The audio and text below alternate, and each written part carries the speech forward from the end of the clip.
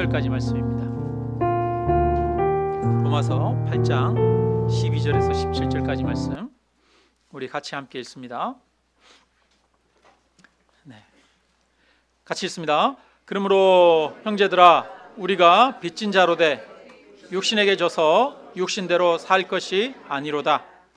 너희가 육신대로 살면 반드시 죽을 것이로되 영으로서 몸의 행실을 죽이면 살리니, 무릇 하나님의 영으로 인도함을 받는 사람은 곧 하나님의 아들이라.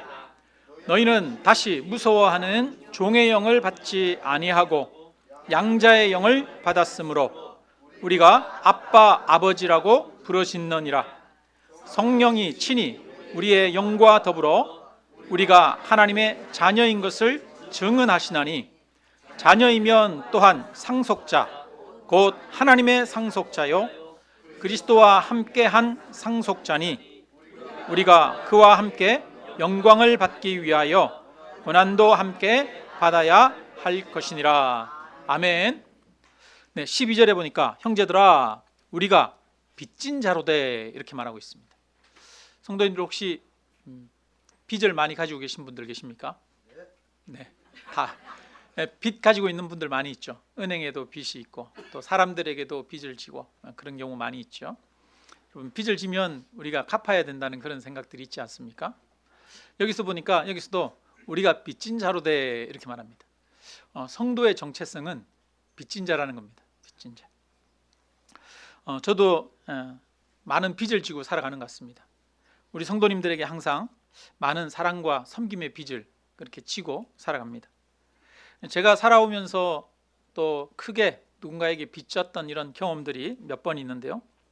지금도 그때를 다시 한번 돌이켜보면 저에게 은혜를 베풀어 주었던 그분들에게 대해서 감사하는 마음이 여전히 있고 가슴이 뭉클해집니다. 그리고 언젠가는 내가 이 빚을 갚아야 되는데 그런 생각이 드는데도 또 바쁘다는 핑계로 충분히 감사를 표현하고 빚을 갚고 살아가지 못해서 미안한 마음도 있습니다. 우리가 사랑의 빚을 지면 감사한 마음과 함께 꼭 그 은혜를 갚아야 되겠다, 이런 마음들이 자연스럽게 생기죠. 그래서 우리 옛날 이야기 속에 은혜 갚은 까치 이야기도 있지 않습니까? 까치를 뱀으로부터 한 나그네가 구해줬어요. 그랬더니 나중에 그 까치가 종을 울려가지고, 머리로 받아가지고 종을 울려서 그 나그네를 구해준다라고 하는 그런 이야기지 않습니까? 참, 은혜를 받으면 빚진 자의 마음을 가지게 되고 그 빚진 자의 마음은 또 그것을 갚게 되어지는 것 같습니다. 우리가 누가 밥만 한 끼 사도 다음엔 내가 살게 이런 마음 들잖아요. 갚고 싶은 마음 들잖아요. 우리는 모두 예수님에게 큰 사랑의 빚을 진 사람들입니다. 예수님이 우리를 대신해서 죽으셨으니까 우리는 예수님께 생명의 빚을 졌습니다. 그 생명은 영원한 생명입니다. 그러니까 영생의 빚을 진 것입니다. 갚을 수 없는 빚을 진 것이죠. 이것은 무엇으로도 갚을 수가 없습니다. 우리가 예수님께 진 이 빚을 생각하면 감사하지 않을 수 없고 예배하고 찬양하지 않을 수 없는 것이죠. 우리가 예수님께 진 빚을 생각하면 예수님께 진 이 빚을 갚아야 되겠다라고 하는 그런 마음이 생기는 거죠. 그래서 이렇게 말합니다. 그러므로 형제들아, 우리가 빚진 자로 돼. 빚진 자니까 육신에게 져서 육신대로 살 것이 아니니라, 이렇게 말합니다. 빚진 자니까 육신대로 살지 말고 예수님의 뜻대로 살아가라는 거죠. 그래서 우리가 죄와 싸울 수 있는 여러 가지 방법 중에는 크게 두 가지로 나누어서 볼 수 있습니다. 하나는 처벌이 두려워서 죄와 싸우는 것입니다. 죄를 지으면 벌을 받는 거 있잖아요. 심판을 받는 거 있잖아요. 그래서 우리는 죄를 지을 때마다 심판받을 거에 대한 그런 두려운 마음들이 있지 않습니까? 네가 이 죄를 지으면 심판받을 거야, 감옥에 갈 거야, 아니면 다른 사람들이 널 싫어할 거야, 이런 마음들, 근데 이런 마음들은 우리가 죄를 이기는 중요한 동기가 두려움이죠. 두려움. 그런데 이 두려움으로는 죄를 이길 수가 없습니다. 두려움도 강력한 힘이지만 죄를 통해서 얻게 되는 달콤함의 힘이 더 큽니다.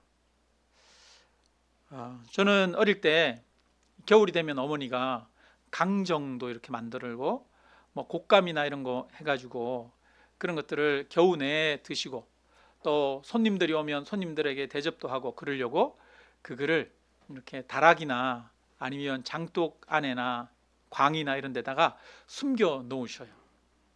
그리고 가끔 하나씩 꺼내 주시면서 너 이거 꺼내서 먹지 마 이렇게 말합니다.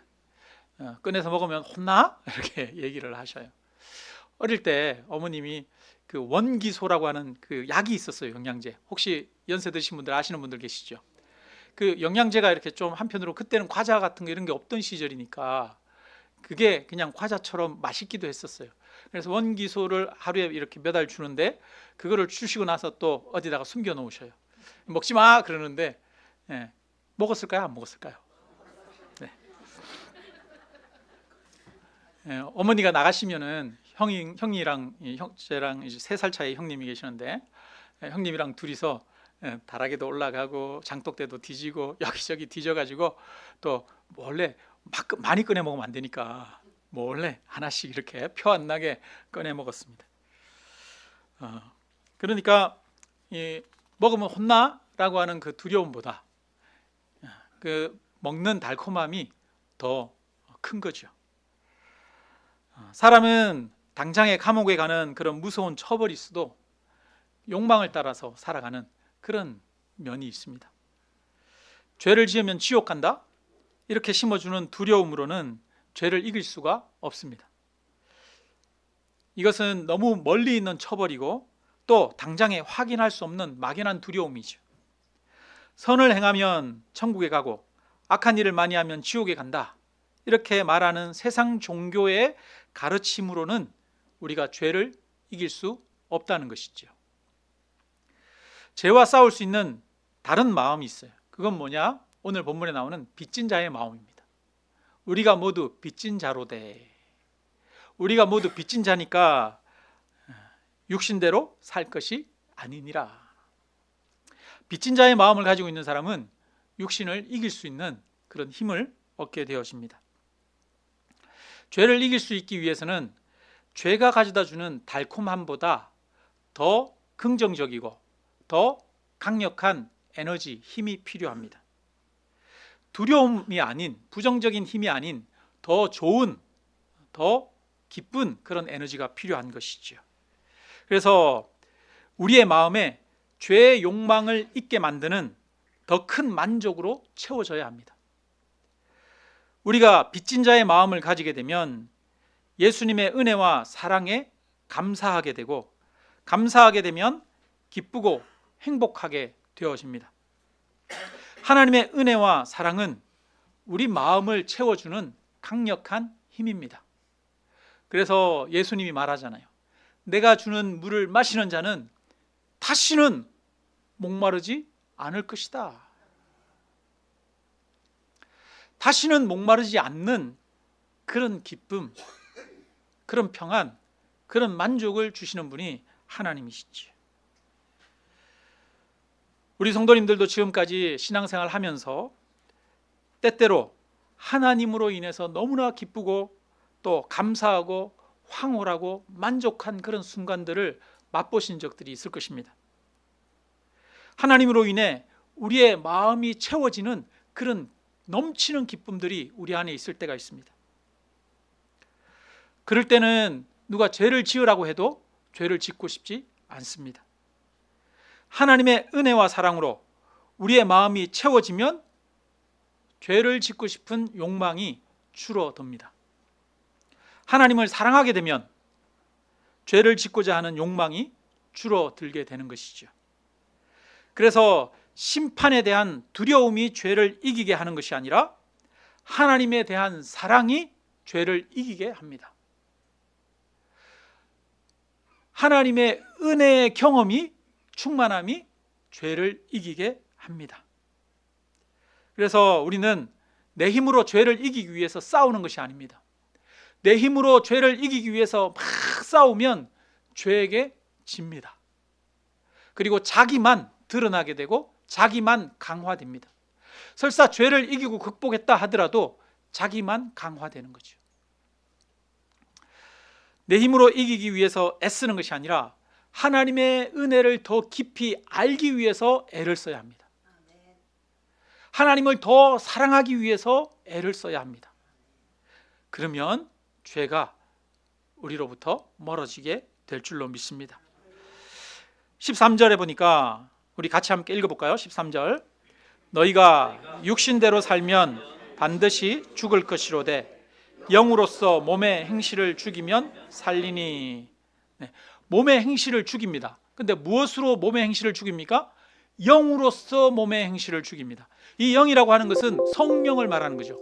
하나님의 영으로서 성령, 육신의 몸을 이깁니다. 처벌을 두려워하는 그런 마음이 아니라, 그래서 내 힘으로 죄를 짓지 않으려고 애를 쓰는 그런 마음이 아니라, 나 자신이 좀 괜찮은 사람이 되는 것을 스스로 증명하기 하는 그런 노력이 아니라 하나님의 성령으로 하나님의 값없이 베풀어 주시는 그 은혜를 깊이, 사랑을 깊이 경험함으로써 내 행실을 죽이는 것입니다. 우리 14절 15절을 우리 같이 한번 읽겠습니다. 무릇 하나님의 영으로 인도함을 받는 사람은 하나님의 아들이라. 너희는 다시 무서워하는 종의 영을 받지 아니하고 양자의 영을 받았으므로 우리가 아빠 아버지라고 부르짖느니라. 아멘. 자, 하나님의 영으로 인도함을 받는 사람은 누구라고요? 하나님의 아들이라. 근데 이 하나님의 영으로 인도함을 받는 사람은 하나님에게 뭐라고 말해요? 아빠 아버지라고 부르짖느니라. 그래서 양자의 영이다 이렇게 말합니다. 성령은 양자의 영입니다. 성령은 내가 하나님의 자녀인 것을 깨닫게 하는 영입니다.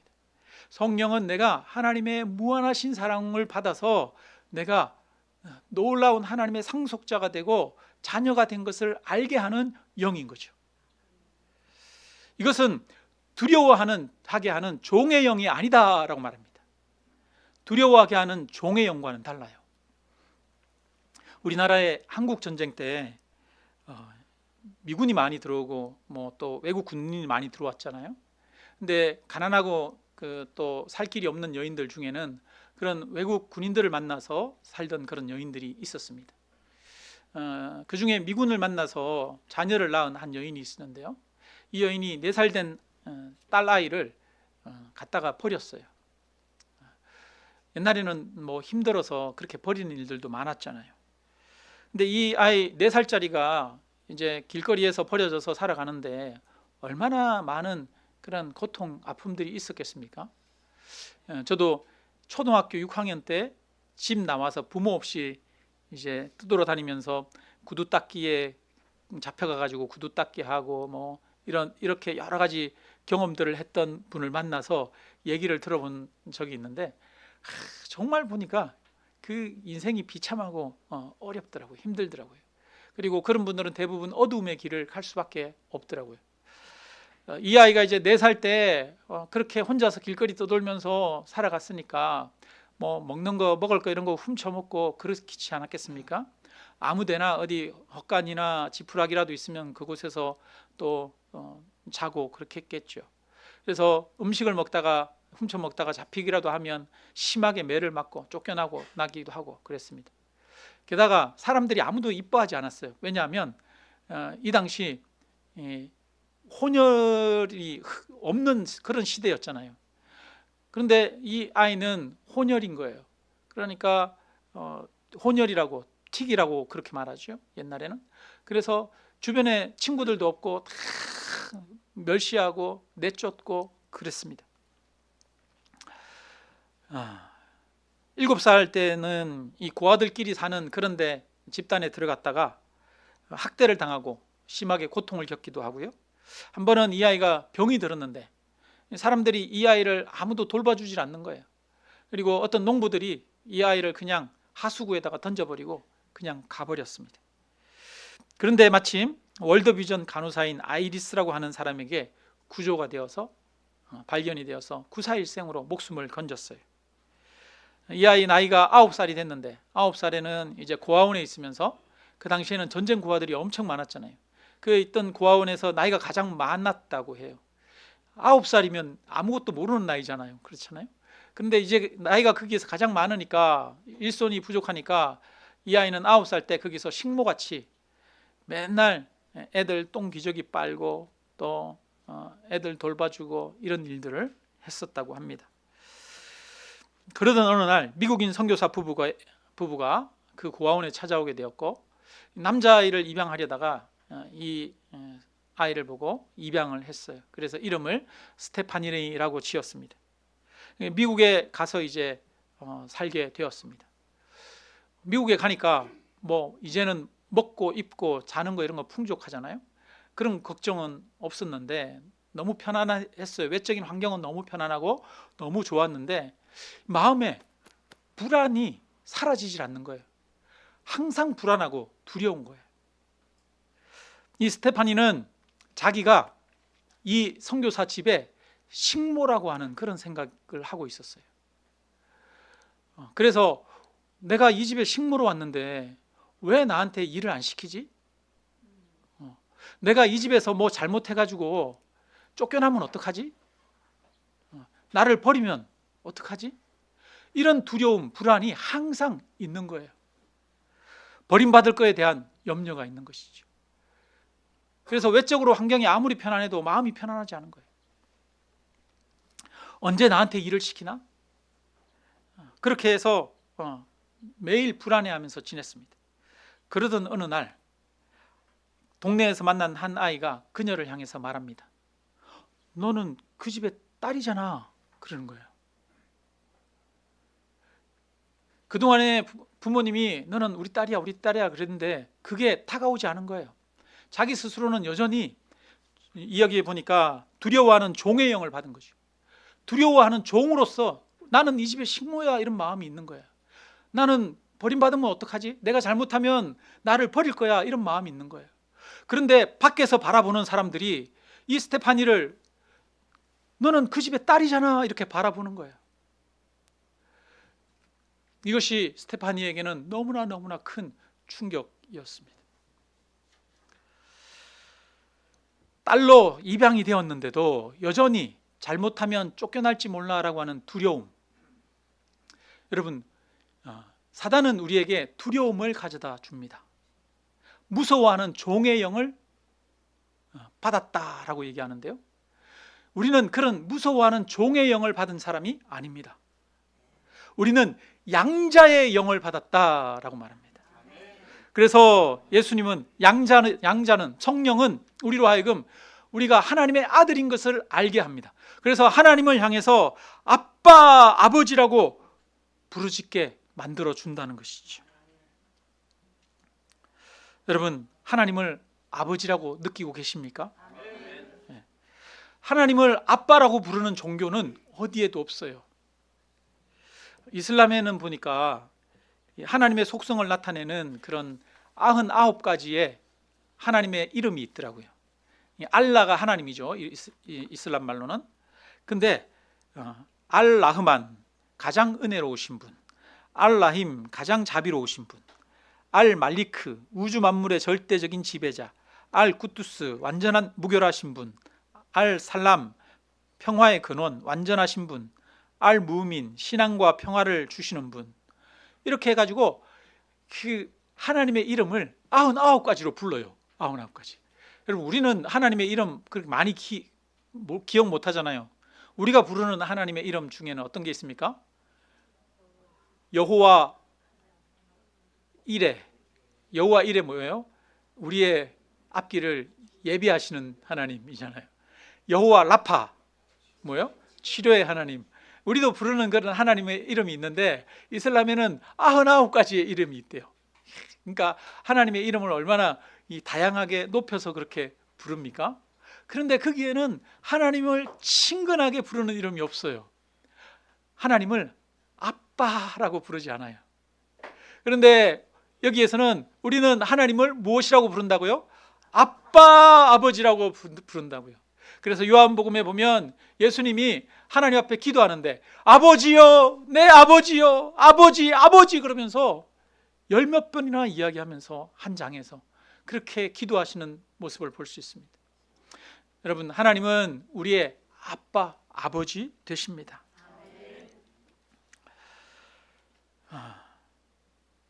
하나님을 아주 친밀한 하나님으로 고백하고 경험하는 것이지요.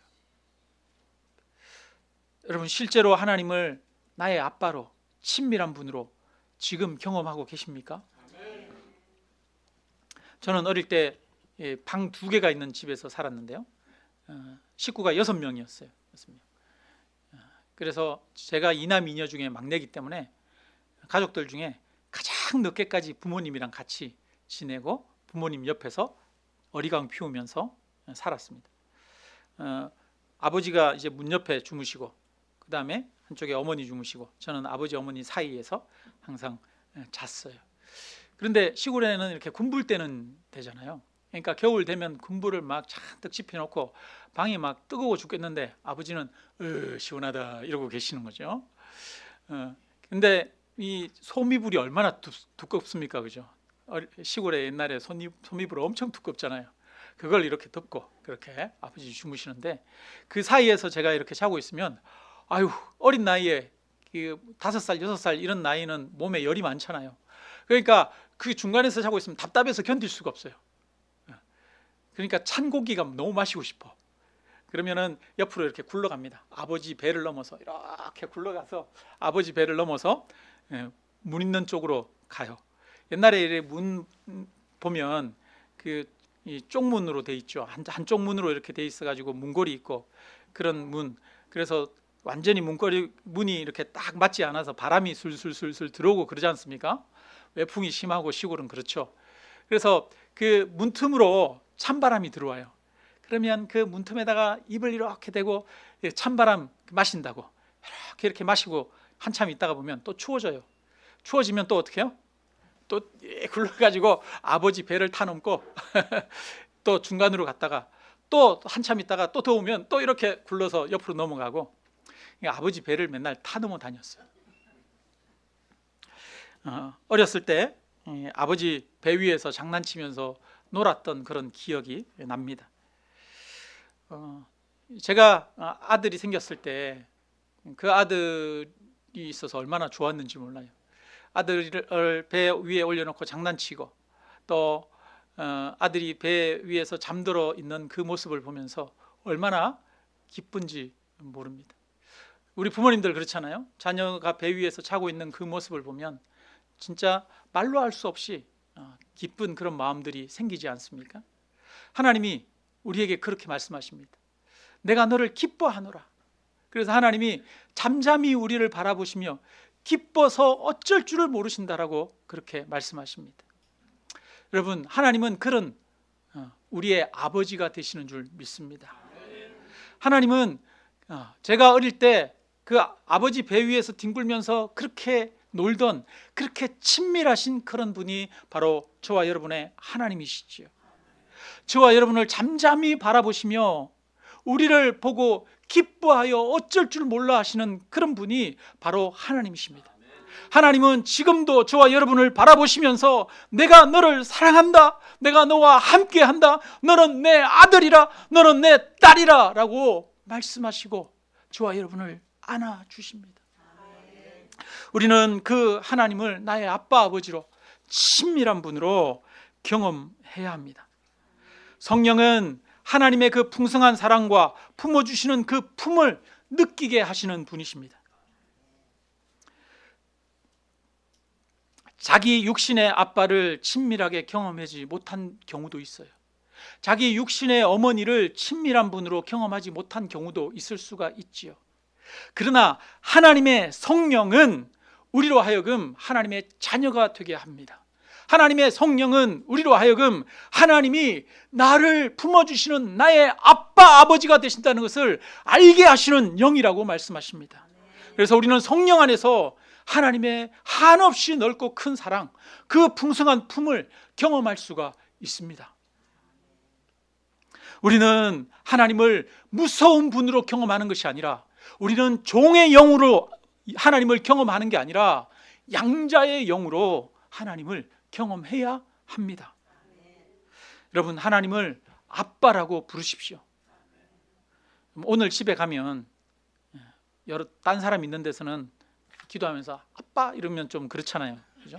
그러니까 오늘 집에 가시면 남편 없을 때, 아내 없을 때 혼자 있는 데 들어가서 아빠, 아빠 한번 불러보세요. 하나님을 아빠, 아빠 한번 불러보십시오. 어제 저도 방에서 혼자서 아빠, 아빠 이렇게 불러봤는데 좀 새롭더라고요, 마음이. 네. 하나님은 지금 우리에게 내가 네 아빠야 라고 말씀하십니다. 그것을 믿으시기 바랍니다.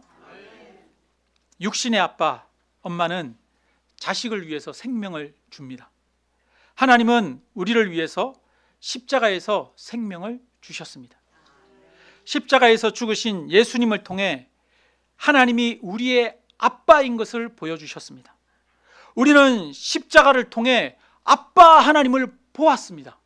생명을 주시는 하나님을 십자가를 통해서 보았습니다. 그래서 그 십자가를 통해서 우리는 하나님을 향해 아빠, 아버지라고 나를 무한히 품어주시는, 용서하시는 그 풍성한 품을 느끼게 되어지는 것입니다. 16절 우리 같이 한번 읽겠습니다. 16절, 성령이 친히 우리의 영과 더불어 우리가 하나님의 자녀인 것을 증언하시나니. 로마 시대 양자가 될 때는 증인이 있어야 했다고 합니다. 심지어는 많은 경우 7명까지 필요했다고 해요. 양자로 삼는 것은 여러 가지 절차가 필요하죠. 오늘날 우리에게도 양자로 누군가를 삼을 때는 서류를 써가지고 법원에 제출해서 법원에서 허락을 받아야 양자가 되어질 수 있습니다. 그러면 우리는 내가 하나님의 자녀가 된 것을 증언해 줄 누군가가 필요해요. 우리가 하나님의 자녀인 것을 누가 증언합니까? 성령이 친히 우리의 영과 더불어 우리가 하나님의 자녀인 것을 증언하나니, 하나님의 성령이 우리의 마음속 깊은 곳에서 하나님의 사랑을 알게 하고 내가 하나님의 자녀이구나라고 하는 것을 알게 하신다는 거예요. 믿게 하신다는 겁니다. 성령이 증언하십니다. 여러분, 이 말은 참 기쁜 말이에요. 우리가 하나님의 자녀인 것을 내가 증언하는 것이 아니에요. 내가 증명하는 것이 아닙니다. 내가 하나님의 자녀인 것을 내 행위와 내 삶으로 증명해야 한다면 얼마나 피곤하겠습니까? 하나님의 자녀다운 삶을 살아야 되잖아요. 그죠? 좀 거룩해야 되잖아요. 선한 일도 많이 하고요, 성품도 뛰어나고 좋고요, 남들보다 뭔가 우월해야 되잖아요.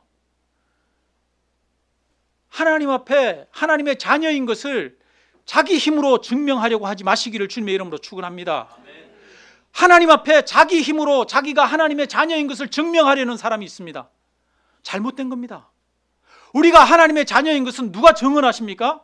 성령이 증언하십니다. 성령이, 하나님이 증언하시는 거예요. 하나님이. 그것은 하나님이 하시는 일이에요. 내가 할 일이 아니에요. 그냥 나는 내가 하나님의 자녀인 것을 믿으면 됩니다. 받아들이면 됩니다.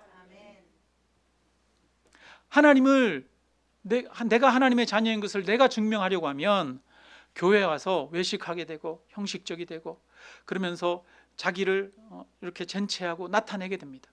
인정받아야 됩니다. 그러면서 끊임없이 나에 미치지 못하는 다른 사람을 보면서는 비난하게 되고 비방하게 되어지죠. 하나님께서, 성령께서 우리가 하나님의 양자인 것을 증거하십니다. 현대 성경에는 이렇게 기록되어 있어요. 그것은 하나님의 성령께서 우리 마음 깊은 곳에서 말씀하시며 우리가 참으로 하나님의 자녀라는 것을 증거해 주고 계십니다. 우리 마음, 우리의 영과 더불어라고 하는 것을 우리 마음 깊은 곳에라고 그렇게 번역하고 있어요. 우리의 마음 깊은 곳에서 하나님의 성령이 우리가 하나님의 자녀라는 것을 알게 하신다는 거예요. 자, 그 다음 17절을 같이 읽습니다. 자녀이면 또한 상속자 곧 하나님의 상속자여 그리스도와 함께 한 상속자이니 우리가 그와 함께 영광을 받기 위하여 고난도 함께 받아야 할 것이니라. 아멘. 양자에게는 엄청난 특권이 있습니다. 그것은 상속자가 된다는 것이요. 상속자. 근데 우리가 하나님의 상속자다 이렇게 말하고 있습니다.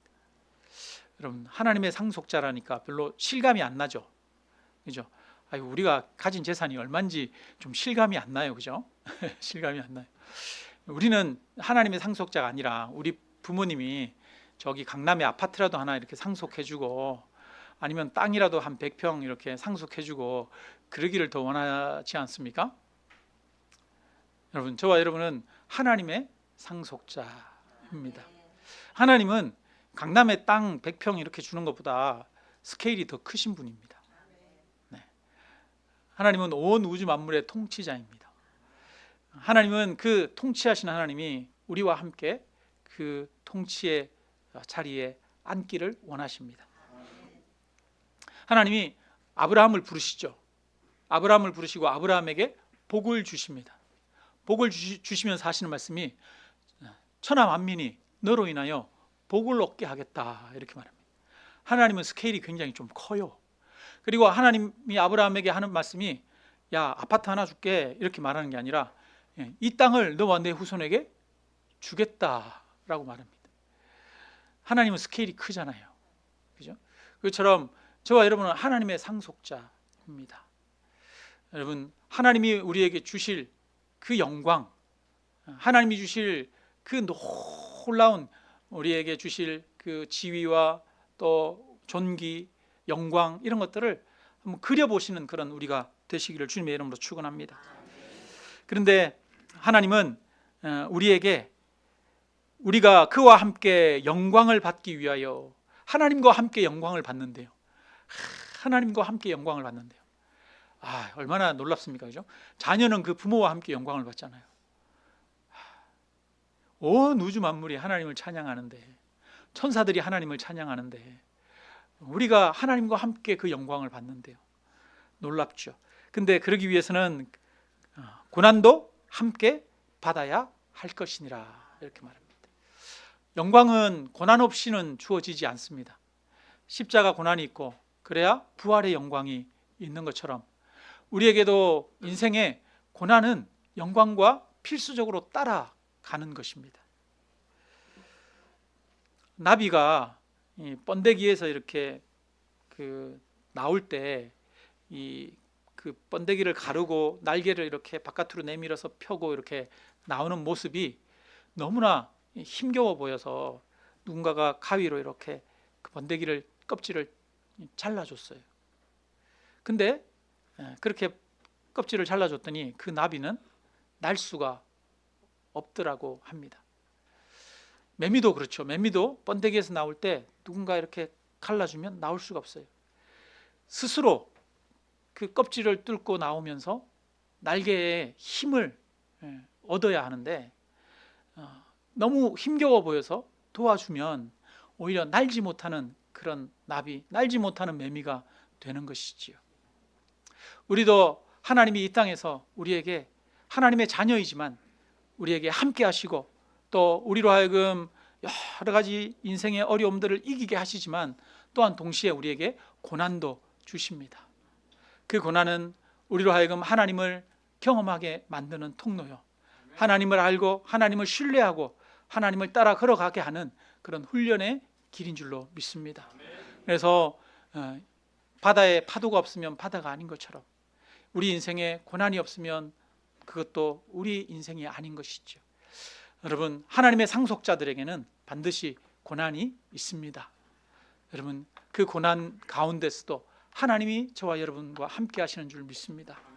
그것을 믿고 이 땅을 이기며 나아가는 우리 모두가 되기를 바랍니다. 말씀을 마칩니다. 하나님을 아빠 아버지로 고백하는 그 친밀한 사랑, 하나님은 우리에게 다가오시는 그런 친밀하신 분입니다. 사랑의 하나님이십니다. 우리는 그 하나님을 만나고 경험해야 합니다. 그 은혜로 채워야 합니다. 그래서 우리 마음에 하나님의 사랑에 감동이 되고 우리의 마음에 빚진 자의 심령이 있을 때 우리는 죄를 이기게 되고 또 하나님의 자녀로서 이 땅의 상속자로서 고난을 이기게 되어질 줄로 믿습니다. 날마다 하나님의 은혜를 기억하시기 바랍니다. 날마다 하나님의 십자가 사랑을 기억하시기 바랍니다. 그 십자가 사랑으로 모든 것을 이기며 나아가는 우리 모두가 되시기를 주님의 이름으로 축원합니다.